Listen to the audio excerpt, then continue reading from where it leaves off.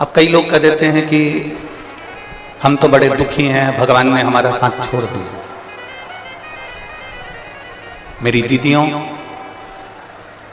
रेवाड़ी की मेरी जीजियों, मेरे जीजाओं, मेरी बेटियों, बेटाओं, मेरी माताओं, मेरे भाई,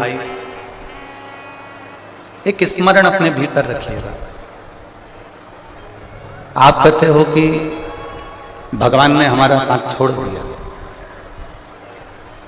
आप कहते हो कि परमात्मा ने हमारा साथ छोड़ दिया। शिव महापुराण की कथा कहती है, ये संसार के लोग होंगे जो तुम्हारा साथ छोड़ देते होंगे, वो देवादिदेव महादेव है, माता के गर्भ से लेकर अंतिम समय तक तुम्हारा साथ नहीं छोड़ता।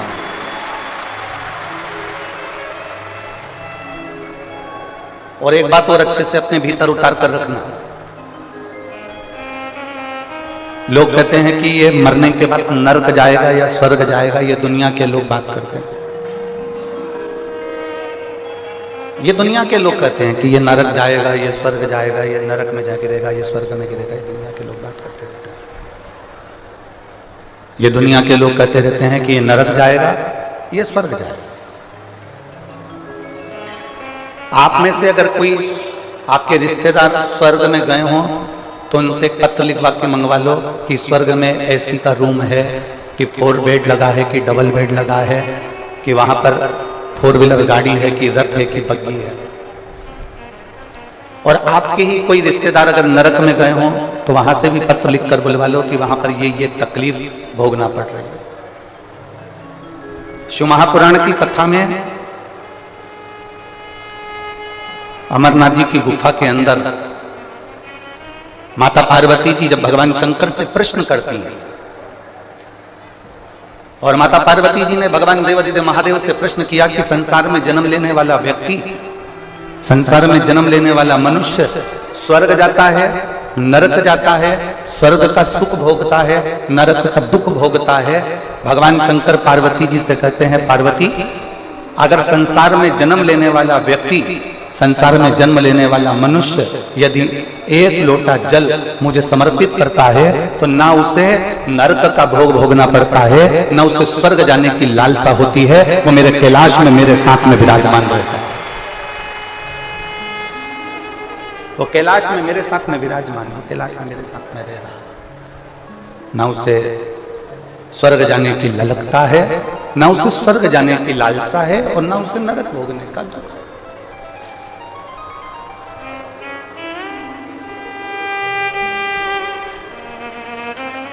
कई लोग कह देते हैं, कोई अगर पूजन कर रहा है ना, कोई थोड़ी सी पूजन कर रहा है और पूजन में बच्चे ने गलती कर दी,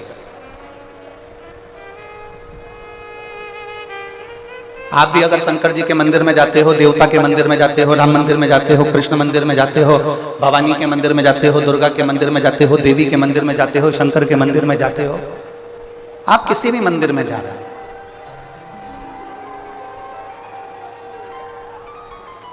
आप किसी भी मंदिर के अंदर प्रवेश कर रहे हैं, आप किसी भी मंदिर के अंदर जा रहे हैं,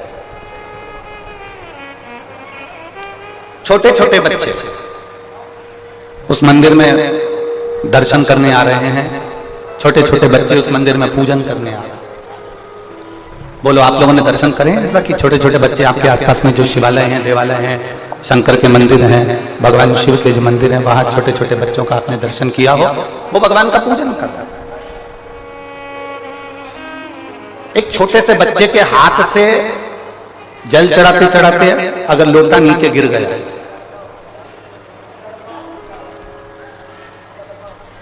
छोटे से बच्चे के हाथ से अगर जल चढ़ाते चढ़ाते एक छोटा सा बच्चा जल चढ़ा रहा, उसके हाथ से लोटा गिर गया, उसके हाथ से जल का पात्र गिर गया, उसके हाथ से जल का कलश नीचे गिर गया। छोटा सा बच्चा बेलपत्र चढ़ा रहा है, बेलपत्र चढ़ाते चढ़ाते उसके हाथ में जो बेलपत्र रखी है वो पूरी की पूरी दब गई, बेकार हो गई, मुड़ गई, टूट गई, और उसने भगवान शंकर को चढ़ाया। जरा सावधानी से सुनना कथा।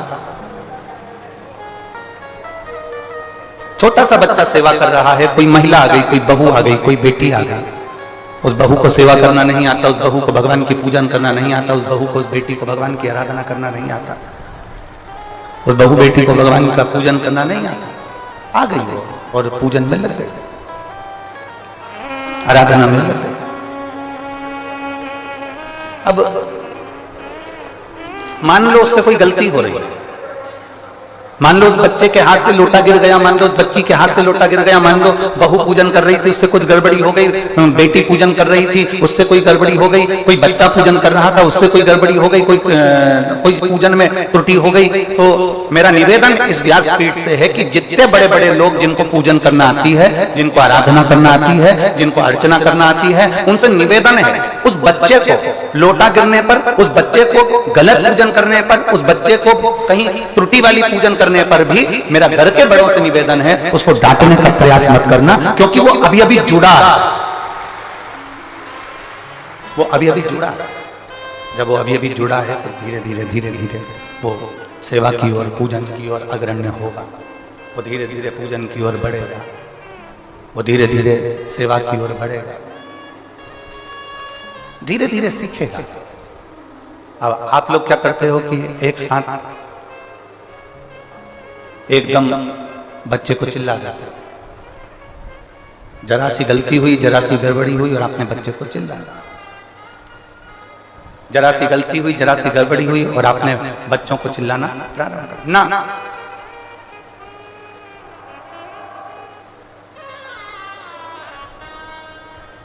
हम आपसे पूछें एक बात, उत्तर दोगे रेवाड़ी वाले? अरे बोलो तो जम के। गलती भगवान करता है कि इंसान करता है? जम के बोलो जरा। इंसान करता है। गलती भगवान नहीं करता, गलती इंसान करता है।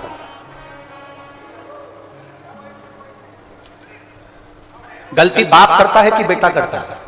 जम के बोलो जरा। बेटा। माफ कौन करता है? बाप। आपने अगर गलती कर भी दी है, आपसे अगर कोई गलती हो भी गई है, मान लो जल की जगह तुमने दूध चढ़ा दिया, दूध की जगह दही चढ़ा दिया, दही की जगह तुमने जल चढ़ा दिया, मान लो चंदन लगाना था तुमने चावल लगा दिया, चावल की जगह अबीर लगा दी, अबीर की जगह गुलाल लगा दी, मान लो बेलपत्री की जगह फूल चढ़ा दिया, फूल की जगह बेलपत्र चढ़ा दी, तो ये चिंता मत करना कि मुझसे कोई गलती हो गई। याद रखना वो तुम्हारा बाप है और बाप अपने बच्चों की गलतियों को माफ कर सकता है। पिता अपने बच्चों की गलतियों को माफ करता चले जाता है, बाप अपने बच्चों की गलतियों को माफ करने की उसकी आदत बनी हुई।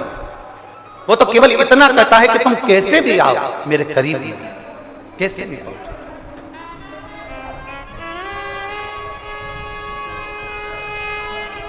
और शंभु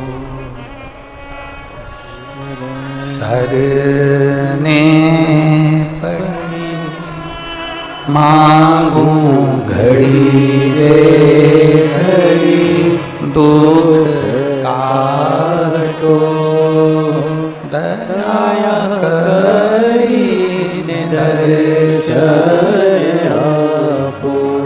शंभु शरण पड़ी मांगू घड़ी रे घड़ी, दुख काटो दया करी दर्शन आपो।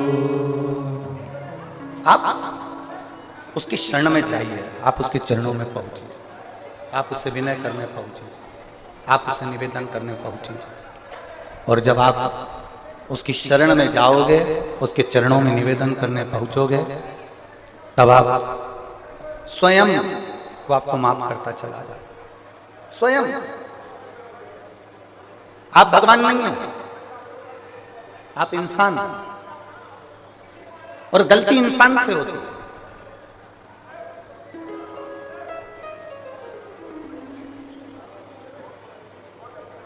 और इंसान अगर गलती नहीं करेगा तो परमात्मा माफ कैसे ना करेगा? भाई फिर एक निवेदन करेंगे आपसे। सलाह देने वाले ढेर सारे मिलते हैं पर सहयोग देने वाले बहुत कम मिलते हैं, बहुत कम। सलाह देने वाले ढेर सारे मिलेंगे आपको। कोई आपसे कहेगा कि तू ऐसा कर ले, कोई कहेगा तू वैसा कर ले, कोई कहेगा तू ऐसा कर, कोई कहेगा तू वैसा कर, बहुत सारे मिलेंगे, परंतु सहयोग देने वाले बहुत कम मिलेंगे, ना केवल। और शिव महापुराण की कथा बहुत सुंदर बात कहती है कि देव अधिदेव महादेव सलाह कम देते हैं, देव अधिदेव महादेव सहयोग ज्यादा देते हैं तुम्हारे दुख की घड़ी में और तुम्हारी सुख की।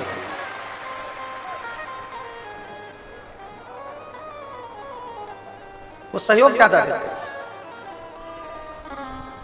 वो सहयोग ज्यादा प्रदान करते हैं।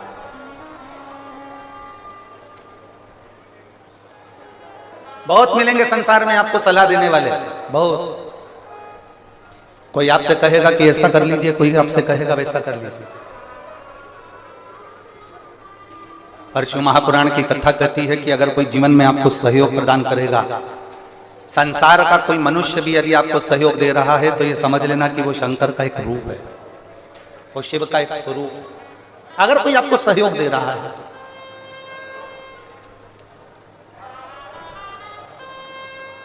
बहुत मिलेंगे। शिव महापुराण की कथा कहती है हमको ऐसे भी लोग मिलेंगे जो दिन रात आपको अपशब्द कहते मिलेंगे, दिन रात आपको गालियां देते मिलेंगे, आड़ा टेढ़ा बोलते मिलेंगे, अपशब्द कहते मिलेंगे।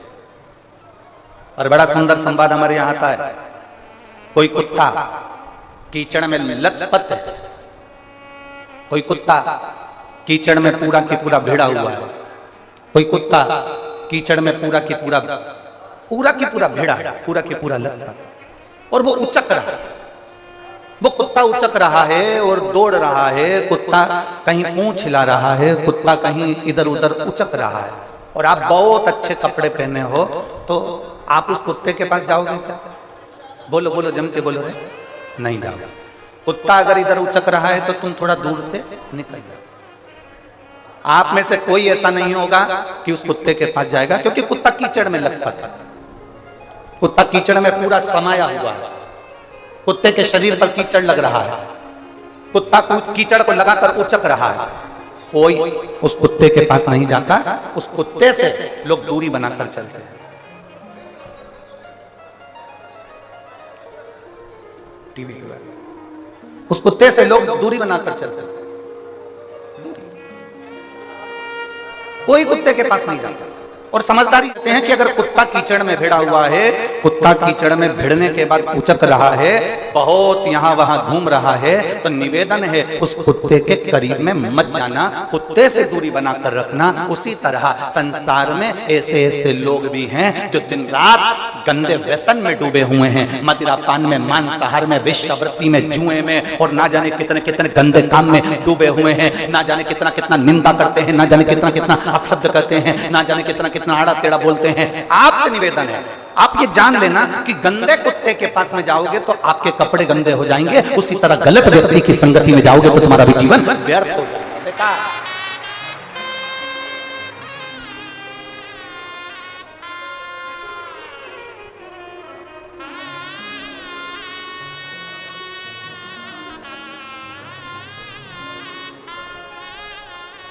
आज हमारे सुनील जी, जजमान जी की धर्म पत्नी श्रीमती मंजू जी यादव जी बता रही थी, गुरुदेव हमारी बेटी बोल रही थी कि मम्मी ना जाने कितने भाग्य प्रबल हुए होंगे जो शिव महापुराण की कथा अपने यहाँ हो रही है और गुरुजी अपने घर पे ठहरे हुए हैं और भोलेनाथ जी की सेवा घर पर चल रही है। तो मंजू जी बता रही थी कि बेटी कह रही थी कि गुरुजी जब तक घर में हैं मम्मी, तब तक प्रयास करना कि चाहे भोजन प्रसादी हो, चाहे जल प्रसादी हो, चाहे गाय का दूध प्रसादी हो, भोलेनाथ जी की पूजन की सामग्री हो, प्रयास करना मम्मी कि आप, हम और घर के लोग गुरु जी को वो प्रसाद पवा सकें, वो प्रसाद दे सकें। ये संस्कार, ये संस्कार झलक, इसको कहते हैं संस्कार।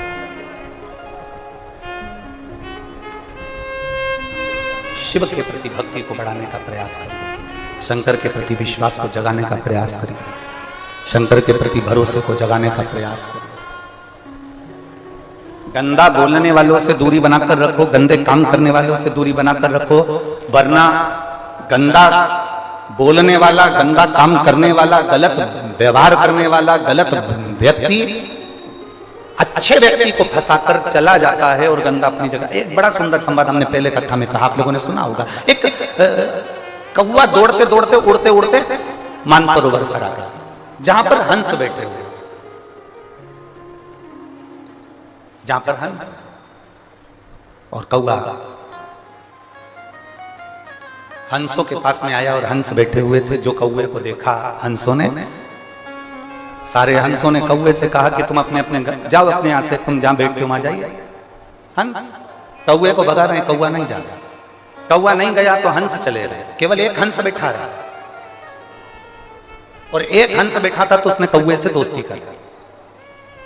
अब कौवे और हंस की ऐसी दोस्ती हो गई, ऐसी दोस्ती हो गई कि कौवे को भूख लगने लगी, और भूख लगने लगी तो कौवा कहने लगा मुझे बहुत तेज भूख लग रही है, कुछ दे दो मुझे खाने के लिए, कुछ मुझे प्रदान करो खाने के लिए। तभी उसी समय पर, उसी पल, उसी घड़ी हंस गया, मोती चुक कर ले आया, कौवे को दिया, ले कौवा ये मोती ले, खा ले। कौवा कहने लगा आज तक मैंने जिंदगी में मोती नहीं खाया, मेरी तो चोंच टूट जाएगी, मैं मोती कैसे खा सकता, अभी तक मैंने कभी मोती नहीं खाया, अभी तक मैंने मोती का सेवन नहीं करा, अगर मैं खाऊंगा तो मेरी ये चोंच टूट जाएगी, अगर मैं खाऊंगा तो मेरी चोंच टूट जाएगी, मैं नहीं खाता। कौवे ने मना कर दिया। अब कौवा भूखा रहने लगा, बहुत भूख से विलपने लगा। भूख के कारण जब विलप रहा था कौवा को कहने लगा हंस से, हंस अब तू मेरे साथ चल, मेरे यहाँ रहना दो एक दिन। हंस चले गया कौवे के साथ में। कौवा, हंस तो मानसरोवर पर रहता था, कौवा शमशान में बड़ के पेड़ के ऊपर रहता था। कौवा बैठ गया, हंस को भूख लगी। हंस ने कहा कौवे मुझे भूख लग रही है। कौवा कहता है मैं अब भी लेकर आता हूँ। कौवा उड़ कर गया, मरा हुआ कुत्ता पड़ा था, उस कुत्ते का मांस उठाया कौवे ने, लाकर हंस को देने लगा। हंस कहता है मैं नहीं खाऊंगा, भले मर जाऊंगा पर ये गंदी चीज नहीं खाऊंगा। दोनों बात कर रहे थे और वो मांस का टुकड़ा नीचे गिर गया। नीचे गिरते ही एक राजकुमार बैठा था, उसके ऊपर मांस का टुकड़ा गिरा। राजकुमार को क्रोध आया, उसने धनुष उठाकर बाण छोड़ा। जो बाण छोड़ा, छोड़ते से कौवा तो भाग गया, हंस को तीर लग गया। हंस को जैसे बाण लगा, हंस नीचे गिरा तो राजकुमार ने हाथ जोड़कर कहा हंस देव मैंने तो कौवे के ऊपर बाण छोड़ा था और बाण आपको लग गया। इतने में हंस कहते हैं भाई तेरी गलती नहीं है, मैंने गलत व्यक्ति का संग कर लिया था, गलत व्यक्ति का संग करा इसलिए मुझे ये बाण लगा। गलत काम करने वाला व्यक्ति गलत काम करके निकल जाता है, गलत बोलने वाला व्यक्ति गलत बोलकर निकल जाता है, गलत कार्य करने वाला व्यक्ति गलत काम कर निकल जाता है, और अच्छा व्यक्ति इसमें फंस जाता है।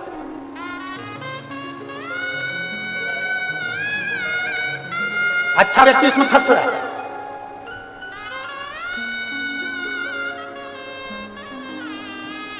और इतना फंसा हुआ है वो अच्छा व्यक्ति की निकलने का प्रयास करता है तो निकल नहीं पाता। फिर निवेदन कि मत बुरे कर्म कर बंदे वरना पछताएगा, भगवान की आंखों से तू बच नहीं पाएगा, तू बच नहीं पाएगा। अरे ओ अज्ञानी मत कर नादानी, अरे ओ अज्ञानी मत कर नादानी। अपने कर्म का भोग अपने को भोगना है, कोई दूसरा नहीं भोगने वाला। किसी अच्छे की संगत करने का प्रयास कर।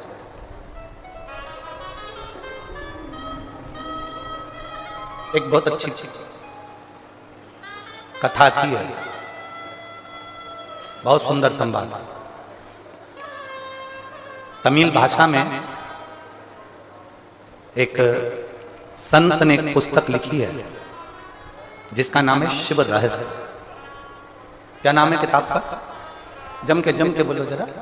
शिव रहस्य, तमिल भाषा में लिखी है। और उसमें दक्षिण के एक शंकर जी के मंदिर का वर्णन आता है, भीलेश्वर महादेव। कौन से महादेव हैं?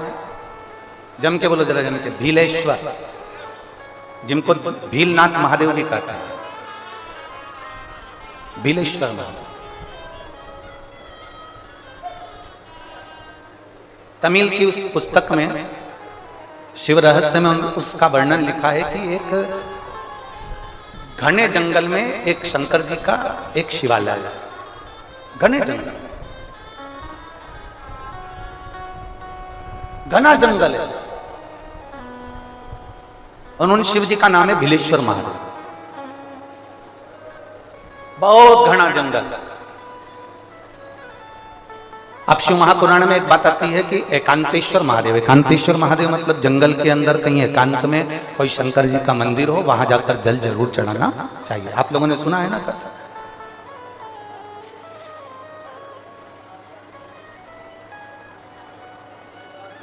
वहां जल जरूर चढ़ाना चाहिए। मान लो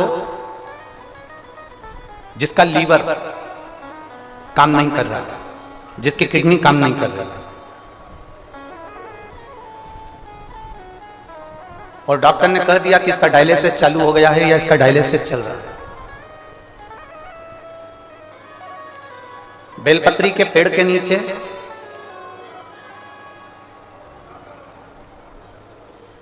एक पात्र में गंगा जल रख लीजिए,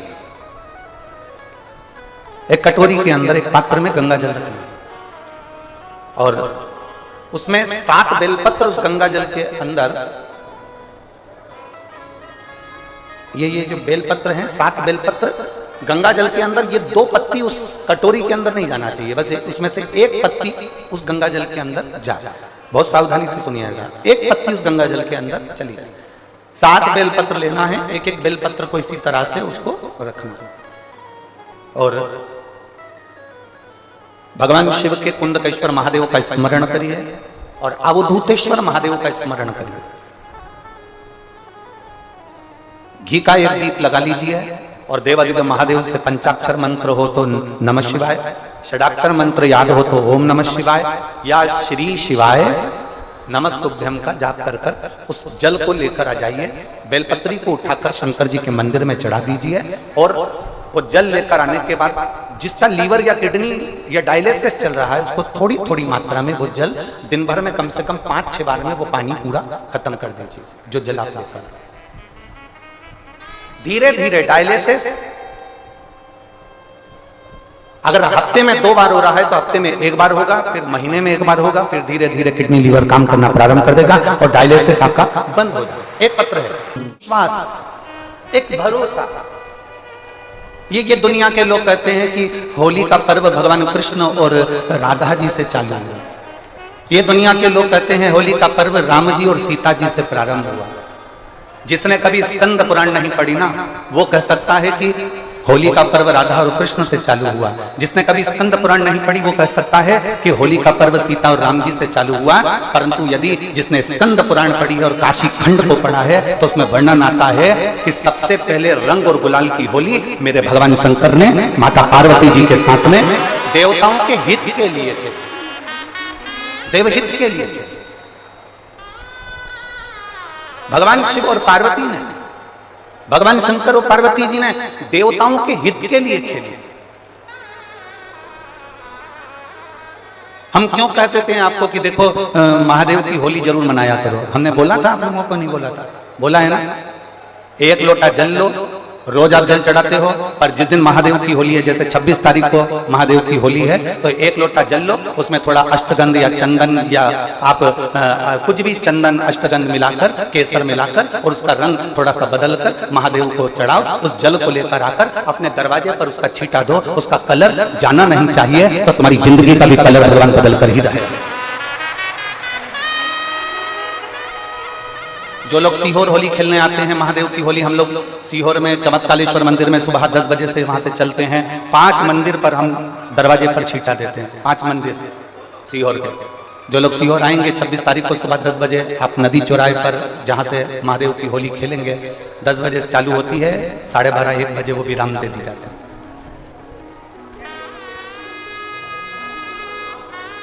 वहां पर पुरुष, स्त्री, बेटा, बेटी सब उस होली में रहते हैं। शिव तत्व की प्राप्ति।